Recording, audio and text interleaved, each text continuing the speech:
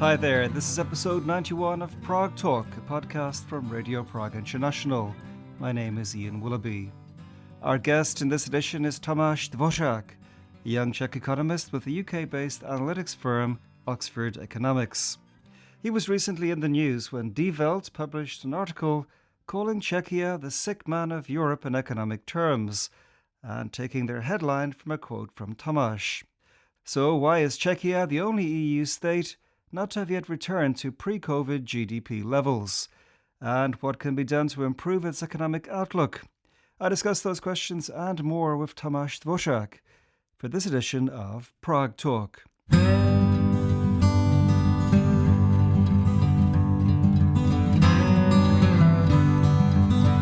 Tell us something about yourself, Tomáš. You have a very strong British accent. How long have you been living in the UK? About 10 years, although now, so in this year, in 2023, I've actually moved back to Czech Republic, or I'm sort of living in between. I still work in the UK, I still work in London, but I also spend a lot of time in Czech Republic as well. I can hear a slight Scottish accent, and I know you studied in Glasgow. Right. Why Glasgow? Do you know what? It might sound like a funny reason. I was very keen to study in the UK. That was always the goal. And back then, before Brexit, in Scotland, EU citizens didn't have to pay tuition fees. So that made it much more attractive. That was the initial reason, I have to say, having lived in Scotland for a few years. I love the country. It very deeply grew on me. So I feel a bit bad saying that I chose it because of the money initially, but great place. And what about Glasgow itself? Because I love Glasgow. I think it's one of the greatest cities ever. Yeah, it is. I absolutely agree with that. I would say it takes a bit of time to like Glasgow, I think, because I remember even when I arrived, I thought this is going to be a rough 4 years. But it's not a love at first sight. It takes a bit of time. It's rough around the edges, but the people there are amazing. It's a really vibrant city, great music scene. I recommend it very much. People don't, especially tourists, tend to skip Glasgow for other places. And I get why, because it's not beautiful in the traditional sense, but it's great. Recently, you were quoted in an article that got a lot of attention here in Die Welt, saying that Czechia is the sick man of Europe economically.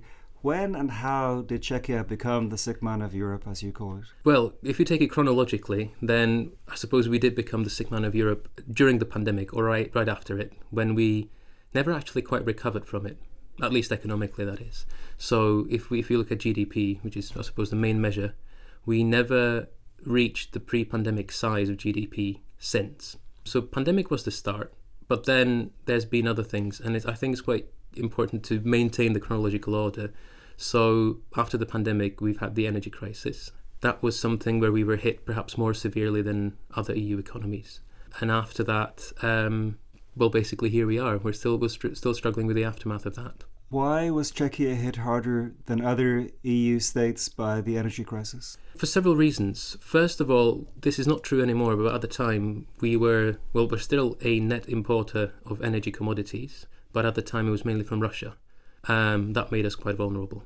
Second of all, our economy is very energy, you can say intensive or inefficient, because when you look at sort of how much energy do we need to produce what we produce, we're actually very inefficient. We're technically the second worst in the EU behind Bulgaria.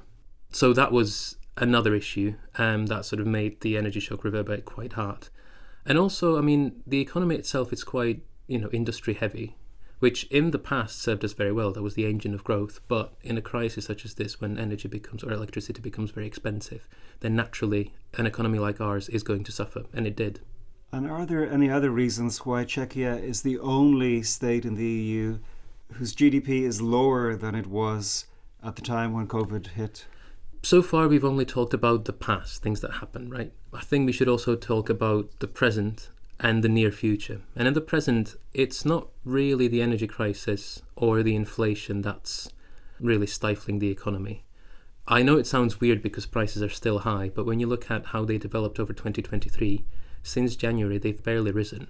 So it sounds strange, but inflation is almost gone. And real incomes, they're growing at a very low pace, but in the last 2 quarters, they have been growing. So this is clearly not the issue. I'd say at the moment, the issue is mainly the high interest rates that we have, the tight monetary policy from the Czech National Bank, which is feeding through the economy. And it's important to understand this is what the Czech National Bank is trying to do. This is their way, this is their tool of curbing high inflation, is to stem the demand. And this is exactly what they have done in several ways. It has curbed investment by firms. It's also made savings more attractive because you earn a lot more interest on it. And so households are not spending now, they're saving. So that's what's happening right now. And then if you move on to the near future, just as it seems like the domestic economy might bounce off the bottom, we have different headwinds coming in. So first of all, the Czech economy is not doing very well, but neither is the Eurozone economy. That's, I think, fair to say. The Eurozone economy, Germany especially, is very important for us because we are very export-oriented. And if there's no demand in the Eurozone, or weak demand in the Eurozone, we're going to suffer. And unfortunately, that's what seems to be happening right now. And I suppose the last elephant in the room to mention here is the fiscal side of things, the fiscal consolidation package that's going to progress in 2024. That's also going to drag on growth. So essentially, Czechs have stopped spending. That's the issue. That's the main, we like to call it headwind. Yes, that's the main headwind. And I should also say here that the fall in consumption or in spending has been massive. Dare I say unprecedented, because when we compare it to the drop in spending we've seen during the great financial crisis, 2008, this has been about 4 or 5 times bigger, peak to trough. So these are huge numbers, never seen before. The Czech government is trying to ultimately balance the public finances through these austerity measures you referred to. But is it then the case that these policies themselves are contributing to the country's economic woes? In the near term, yes. And I don't think even the government would dispute it. When you consolidate public finances, when you're cutting expenditures and raising revenues, yes, that is going to drag on growth. That's, there's no denying that. The government would say that it's doing it with a good reason. It's doing it with an eye to the future. I have to partially agree in the sense that the government was faced with a very tricky situation because it has basically come into power in very difficult circumstances. It first really had to support the economy during COVID, and that was the right thing to do, by the way. Maybe all of the expenditures weren't properly aimed or properly targeted, but certainly as a whole, that was the right thing to do. Second huge shock came with the energy crisis, and again, I think very few people would argue that helping households and companies with capping the energy price was a bad idea. But these two were, even though they were technically one-off, they were huge expenditures. But in addition to that, the previous government has passed the income tax cut. That's not a one-off. That created a gap, what we call the structural deficit, in the budget. That's there every year. And that means the debt was rising. Now, I need to stress here that the debt levels in Czech Republic are quite low compared to everywhere in the advanced world. But they were growing at a fairly large pace, so some sort of consolidation was clearly needed. I suppose the question is, if the economy is not doing well at the moment, even without any consolidating, would it be a good idea to maybe structure the consolidation package a bit differently? Would it be maybe a good idea to slow the pace? I think that is up for a discussion. If we could speak more generally, Czechia for several years has one of, if not the lowest rates of unemployment in the EU. But of course, there are very low salaries here. Maybe the low unemployment rate kind of masks the issue of low salaries, but that is a big factor in Czechia, it seems to me. Why is pay so low in this country? So this is a very, very good question. I'm actually glad you asked it, but I'm also sad to say that I don't have the full answer. On one hand, this is a long-standing issue in that we are what economists call sort of the middleman in the supply chain. So we, especially in the industry, we tend to be the last step before the final product. Whether it's a car, whether it's a big machine, that usually tends to get made in Western Europe, and we produce the intermediate goods, the inputs. That is what we call low value added input. And that basically means because over the long term, over the medium term, salaries kind of mirror the growth in value added, that's holding the salary growth back a little bit.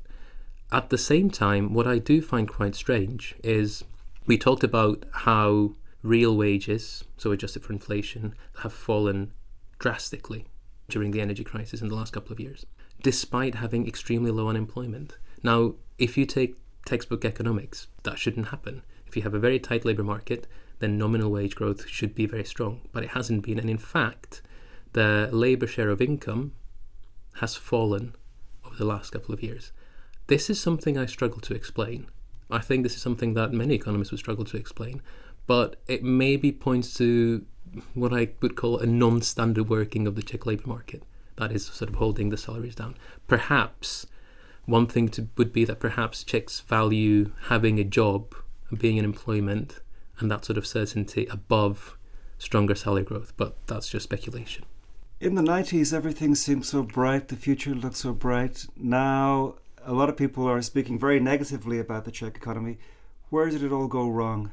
So I think we need to sort of differentiate between what we call structural and cyclical weakness at the moment. So cyclical weakness is something that's tied to the business cycle and that comes and goes. And if I really simplify it, that's something that will get better over time. And I think there's a big component to that as well. Sort of, for example, linked to high interest rates. That is a cyclical factor that is going to fade next year. But there are also structural issues. And I think we've really neglected certain trends and certain things that are going to be important for the future. I mean, sort of ignored them. And here I talk about mainly energy, the energy sector, and the green transformation, perhaps growth in new technologies, and perhaps sort of trying to manage the manufacturing sector, which is still huge, in a way that sort of keeps moving up the value chain. You're obviously not a policymaker yourself, but still, if somehow the government were to ask you for advice and say, what should we do to try to cure the sick man of Europe, what would you say? Well, first of all, and I hate to be the bearer of bad news, well, actually, I'm going to offer two bits on the near term. So in the very near term, there's not much we can do in that. You know, helping the economy takes time. Even if the government were to change its course today, that would still take a few quarters to work in. Same for the central bank. At the same time, I think the worst is nearly over. I think growth will return during next year. It might start slow, but it will build throughout the year. So that's the cyclical side of things. But if I were to advise government, first I'd say we need a proper, solid vision and strategy that's going to remain beyond successive governments. We sort of need to build some sort of political consensus on certain things, because if one government does one thing, then the next one comes in 4 or 5 years' time and reverses the course. That's bad. And that's actually what has been happening in the past. And then we really need to focus on, I'd say, two things in the medium term. First one is the green transformation, which is even more important for us as an industrial country. And if we want to keep our industry, like we did over the century, then that's something we really need to focus on. Decarbonize the energy sector. Our energy sector is obsolete. There's no other way of saying it. And the other one is we're facing a basically negative demographic trend. So our population is shrinking, and this is going to be difficult for the pension system.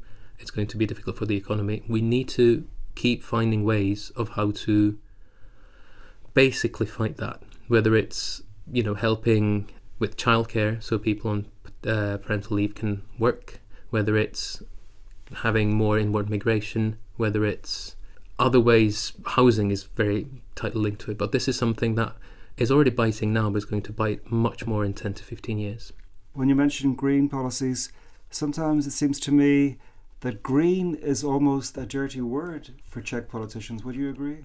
Unfortunately, yes. Although I'd say one thing to maybe highlight here is that there's been a change in rhetoric in recent months from the government, mainly from the Prime Minister, on sort of acknowledging the scale of the challenge in the energy sector. And this is something I welcome. Of course, that those are just words. We also need deeds, but this is a good first step. Sort of acknowledging the size of the issue is a welcome first step. But overall, I agree. I think maybe public opinion isn't quite as bad, but many politicians, you're absolutely right, they basically take green as an insult.